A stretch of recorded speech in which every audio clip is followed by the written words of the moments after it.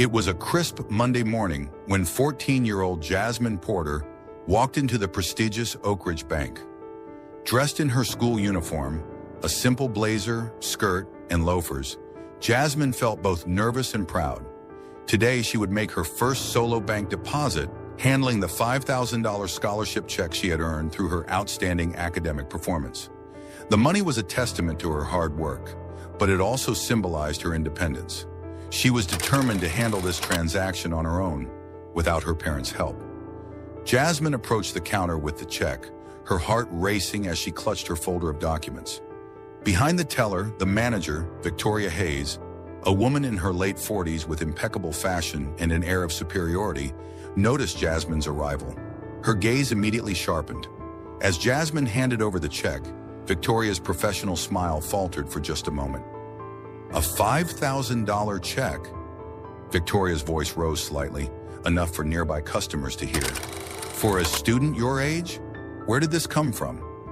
Jasmine felt the heat rise in her cheeks, but she quickly regained her composure. It's my academic scholarship, she explained calmly, her hands trembling slightly as she handed over the award letter and her school ID. I have all the documentation right here. The teller, a young man named Tom, took the check from her, his expression shifting from neutral to suspicious. He held it up to the light, inspecting it like a detective searching for a clue. After a few long seconds, he turned to Victoria, who had been watching the interaction with growing skepticism. Victoria walked over to the counter, not even glancing at Jasmine. We've had a lot of fraudulent checks recently, she muttered, her tone dripping with disdain. I'll need to verify everything. Jasmine's anxiety spiked. She had been expecting a simple deposit, but now she was being treated as though she were a criminal.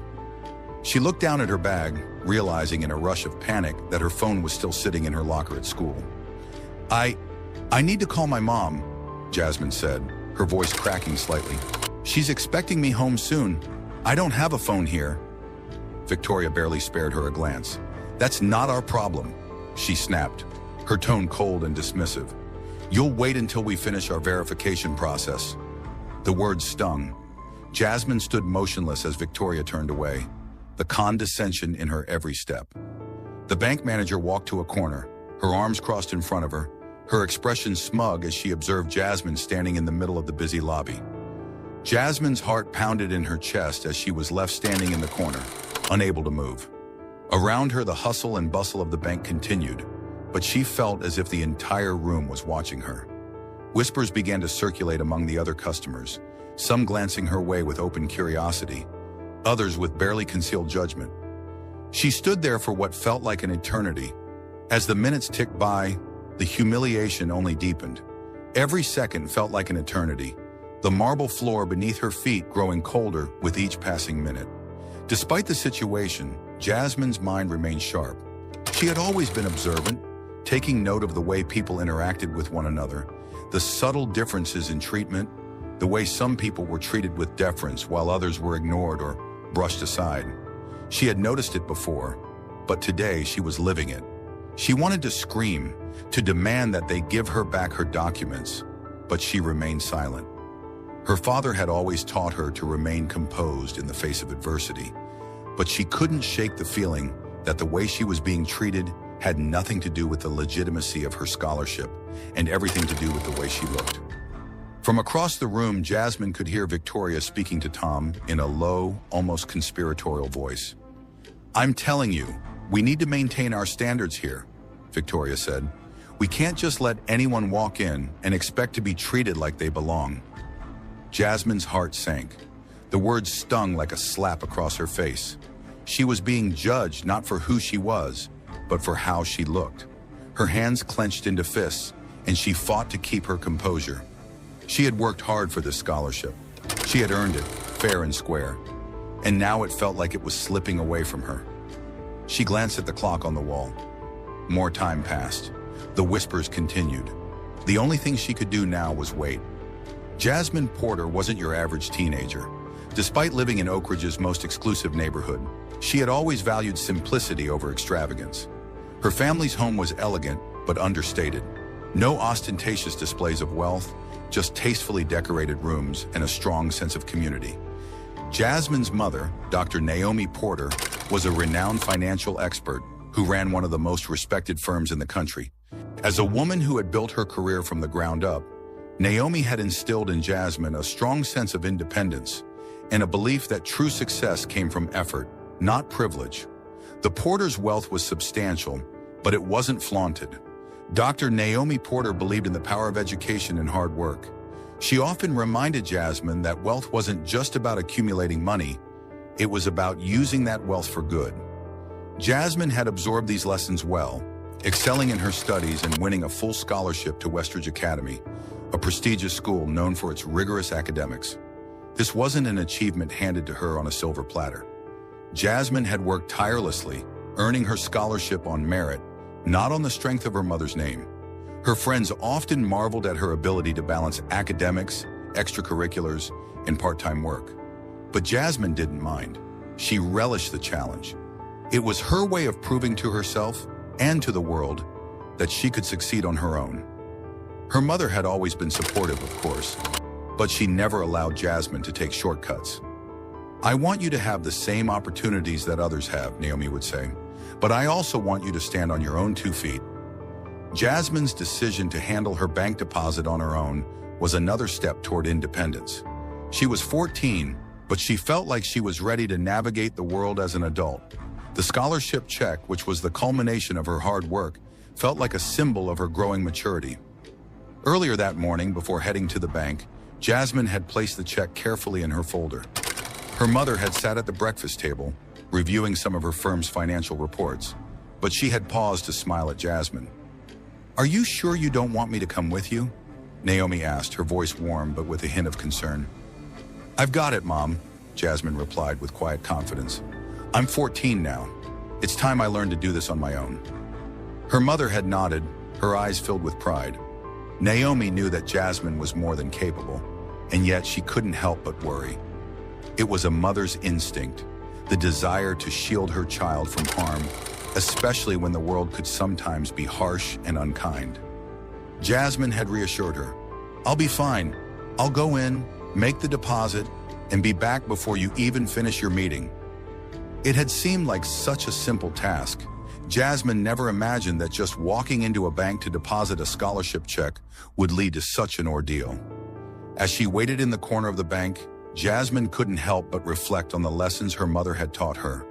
She had always been raised to believe in fairness and equality, to treat people with respect, and to expect the same in return. But as she stood there, isolated and humiliated, she realized that the world didn't always play by the same rules.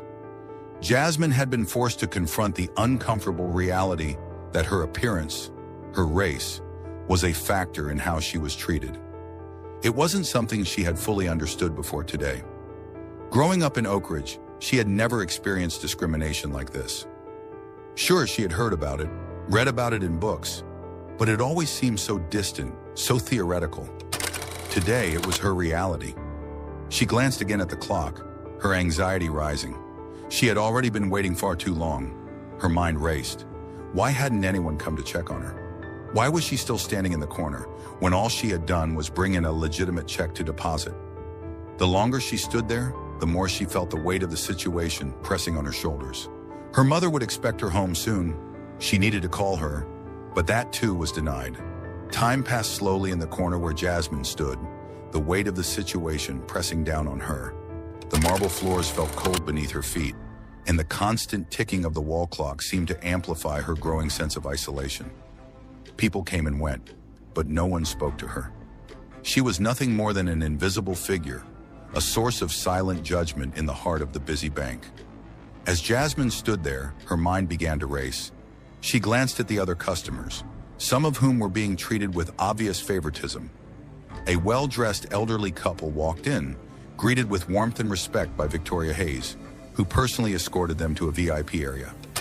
Not once did Jasmine receive such an acknowledgement. It was as if she didn't belong in this space, this world of polished marble and mahogany wood. A few minutes later, a young man with a thick accent came to the counter, paperwork in hand. Victoria, who had been watching him from across the room, immediately waved him away with a dismissive gesture. "Sorry, the system is running slow today. "It'll take a while to process your request," she said, her voice dripping with indifference. Jasmine watched, her stomach sinking, as the man walked away, clearly frustrated. Yet when a white couple entered just moments later with similar paperwork, Victoria's attitude shifted completely. She practically beamed as she ushered them to the counter. "Of course, let me take care of that for you right away," she said, her voice smooth and eager. "You're in good hands here." Jasmine's chest tightened with a mixture of anger and disbelief. This wasn't just a mistake. It wasn't just poor customer service. This was something more sinister, something deeply rooted in bias. She knew exactly what was happening. Victoria was picking and choosing who to treat with respect, and she had made it clear that Jasmine didn't belong. Her hands clenched at her sides as she forced herself to remain still, refusing to let her emotions spill over. She had seen this behavior before, subtle, insidious discrimination disguised as customer service, but never had she felt it so personally, so painfully.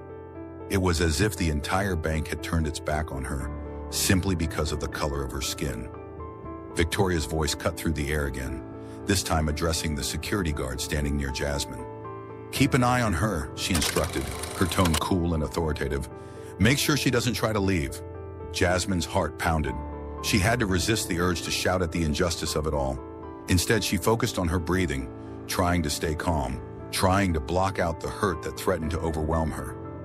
She had been taught to handle difficult situations with grace, but today everything felt different. Today she was trapped in a system that didn't see her as a person, but as an inconvenience. Minutes stretched into hours. The only sound was the occasional rustle of paper, the distant murmur of polite conversation, and the sharp clicking of Victoria's heels on the marble floor. Jasmine couldn't escape the sensation that she was being watched, that everyone in the bank was observing her, judging her. The murmurs grew louder, more frequent. Jasmine could hear snippets of conversation, snide remarks, whispers of pity, and a few barely concealed chuckles. She felt small. She felt powerless. The worst part, she wasn't sure if anyone cared. No one had come to her defense. No one had stepped in to question why she was being treated this way. It was as though her suffering was invisible to them, just part of the background noise of a world that had learned to ignore injustice. Then, just as Jasmine's mind was beginning to unravel from the sheer weight of the situation, something caught her eye. Victoria was speaking to Tom, the teller, in hushed tones, her face tight with frustration. "Why is she still here?" Victoria asked, her voice barely above a whisper. "We need to get rid of her. Make sure she knows that she's not welcome." Jasmine's stomach dropped. She had heard enough. Victoria's words confirmed what she had feared all along. This wasn't just about a misplaced check or a minor mistake. It was about something much darker. It was about power, control, and the assumption that people like Jasmine didn't belong in spaces like this. She was an outsider, an inconvenience, a problem to be dealt with. As Victoria turned away, Jasmine couldn't stop herself from speaking up. "I'm not a problem," she said, her voice shaking but steady. "I'm here because I earned this scholarship. I'm here to deposit my check, just like everyone else." Victoria didn't even glance in her direction. Instead, she turned to the security guard, her voice low and commanding. "Take her to the back. Keep her there until we finish with the paperwork." The security guard, a large man with an intimidating presence, approached Jasmine without hesitation. His hand gripped her arm tightly, and he began marching her across the bank floor. Every eye in the room turned to watch, but no one intervened. Jasmine felt the blood rush to her face as she was forcibly escorted away from the teller counter, her heart racing with a mix of anger and humiliation. "Stand here," the guard ordered, positioning her in a corner near the back of the room, where she was visible to everyone but out of the way. He stepped back, his eyes scanning the room, making sure she stayed in place. Jasmine stood there, her arms crossed over her chest, her back straight, and her head held high. But inside, she was falling apart. As Jasmine stood in the corner, her body aching from hours of forced stillness, her thoughts began to spiral. The harsh reality of the situation weighed heavily on her. She had been humiliated, treated like an outcast in a place she had expected to be treated fairly. Every passing minute seemed to stretch on forever, and the longer she was forced to wait, the more she realized that something was deeply wrong. Jasmine's eyes flicked around the bank, searching for something, anything, that might offer a distraction from the overwhelming sense of injustice. Her gaze landed on the manager, Victoria Hayes, who had been circulating around the room, her heels clicking sharply against the marble floors. She was speaking to a well-dressed man, tall and imposing, who Jasmine didn't recognize at first. But something about his demeanor struck her as familiar. He was someone important, and judging by the way Victoria was speaking to him, he was someone she was eager to please. The man's name clicked in Jasmine's mind like a bell. Harrison Wells. The name had been mentioned by her mother before, in passing, when talking about business rivalries. Harrison Wells was the CEO of Meridian Banking Group, one of the largest competitors to the bank her mother had recently acquired. Jasmine's pulse quickened as she watched the exchange between Victoria and Wells. She wasn't close enough to hear their conversation clearly, but she could tell it was something serious. Victoria leaned in toward Wells, her voice lowering to a near whisper as she handed him a manila folder. Jasmine's heart raced as she observed the interaction. The folder was clearly marked with the word confidential, and though she couldn't make out the contents, it was obvious that whatever was inside was important. Jasmine's mind was reeling.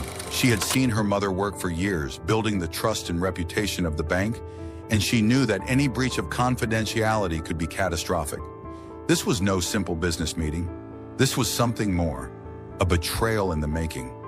She shifted slightly in her corner, straining to hear more, but her position was far from ideal. Still, she kept her eyes locked on the two figures.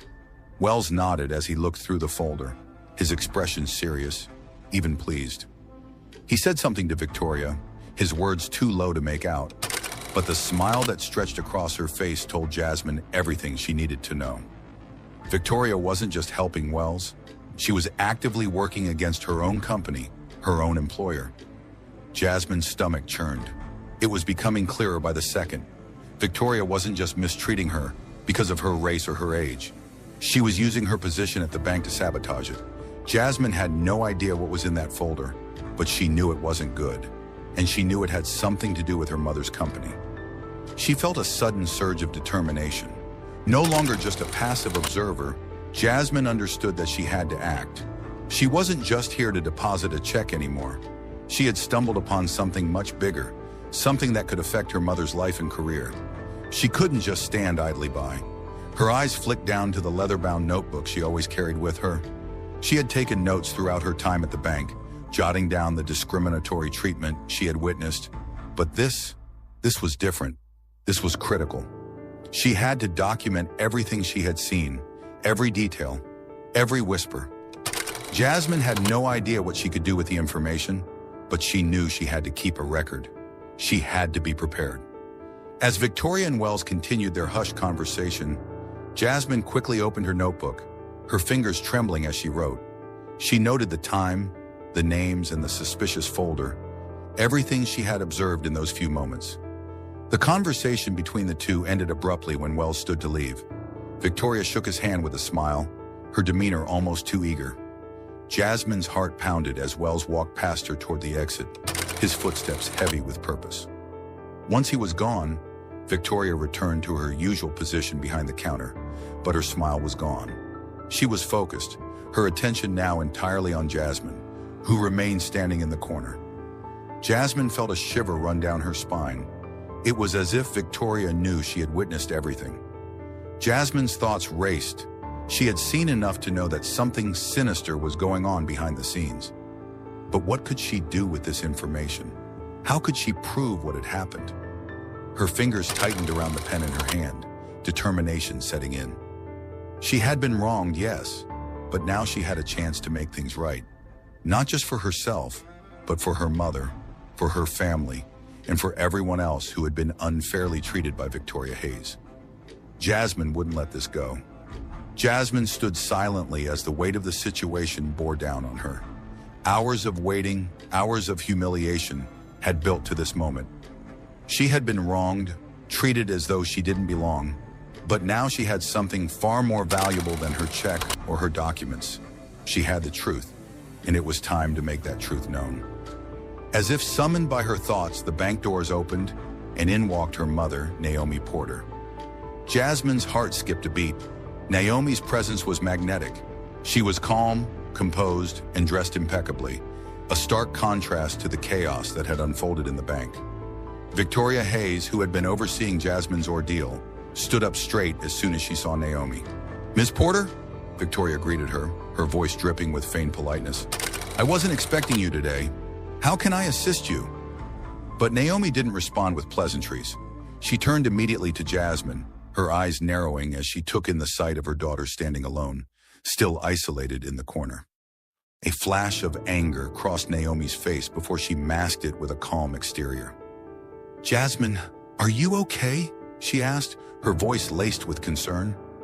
Jasmine nodded, fighting to keep her emotions in check. "I'm fine, Mom," she said, her voice steady despite the whirlwind of thoughts inside her. "But there's something you need to know." Jasmine pulled out her leather-bound notebook and began recounting everything she had observed during her time in the bank. The preferential treatment shown to white customers, the cold indifference shown to her, and most importantly, the conversation between Victoria and Harrison Wells. She read aloud from her notes, her voice unwavering, as she recounted the suspicious meeting and the folder marked confidential. Naomi listened intently, her face hardening with each word. When Jasmine finished, Naomi turned to Victoria, her gaze sharp. "Ms. Hayes," Naomi said, her tone icy, "I believe you owe my daughter an apology, and I think you owe me an explanation." Victoria's confident facade began to crack. "I don't know what you're talking about," she stammered, but Naomi cut her off. "I know exactly what you've been doing," Naomi replied, her voice controlled but firm. "You've been conspiring with Harrison Wells, handing over confidential information to a competitor. This isn't just a case of poor customer service. This is corporate espionage." The bank fell silent. No one moved. Jasmine watched as Victoria's face turned pale, her composure crumbling under the weight of Naomi's words. She opened her mouth to defend herself but couldn't find the words. Naomi didn't give her the chance. "You're fired, Ms. Hayes," she said, effective immediately. The words landed with a finality that seemed to echo throughout the bank. Security was called, and the large guard who had earlier escorted Jasmine to the corner now moved toward Victoria. "Please escort Ms. Hayes out," Naomi instructed. As Victoria was led away, her pride fully shattered, Naomi turned back to the room. "This institution will undergo a full review," Naomi said, her voice commanding. "We will implement changes to ensure that no one is treated with the same disrespect my daughter was today. No one." The room was still. Jasmine's heart beat steadily in her chest as she watched her mother take control of the situation, her strength a pillar Jasmine had always admired. The next few months were a blur of changes at the bank.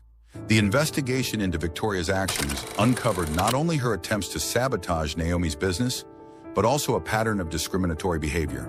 The bank's leadership was overhauled, and a new training program on equitable banking practices was put in place. As for Melody Pham, the young teller who had shown Jasmine kindness during her ordeal, she was promoted to a managerial role. Jasmine's experience became a turning point, not just for the bank, but for her as well. She was invited to speak at Westridge Academy, where she shared her story with other students. Jasmine used her voice to advocate for financial literacy and the importance of equality in all spaces. Standing before her peers, she smiled, knowing that her painful experience had shaped her into someone who could stand up for others. She had turned her moment of humiliation into a platform for change, and her mother's example had taught her that even in the face of injustice, it was possible to make a difference.